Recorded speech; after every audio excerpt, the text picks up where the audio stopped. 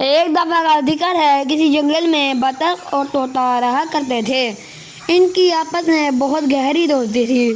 پورے جنگل کے جانور ان کی دوستی کو رشک کی نگاہ سے دیکھتے تھے۔ اسی جنگل میں ایک کوا بھی رہا کرتا تھا۔ اس کا کوئی دوست نہیں تھا، لہٰذا وہ ان کا دوست بننا چاہتا تھا۔ ایک دن وہ تالاب کے پاس سے گزر رہا تھا تو تالاب میں سے بطخ نے اسے بلایا۔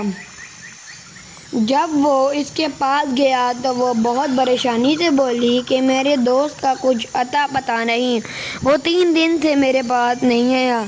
پھر اس نے کوے کو طوطے کی کچھ نشانیاں بتائیں اور طوطے کے گھر کا پتہ بتایا۔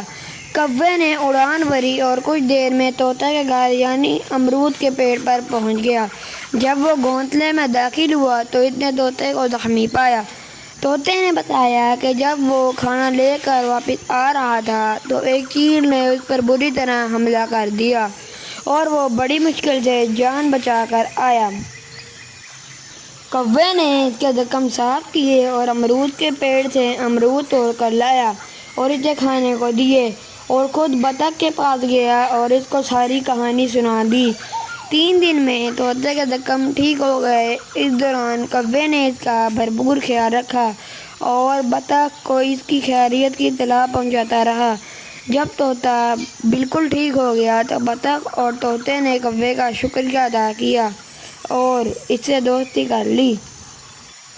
اس کہانی سے ہمیں یہ سبق ملتا ہے کہ اگر ہم دوسروں کے ساتھ نیکی کریں تو ہمیں اس کا صلہ اچھا ملتا ہے، جیسے کوے کو طوطے اور بطخ جیسے 2 اچھے دوست مل گئے۔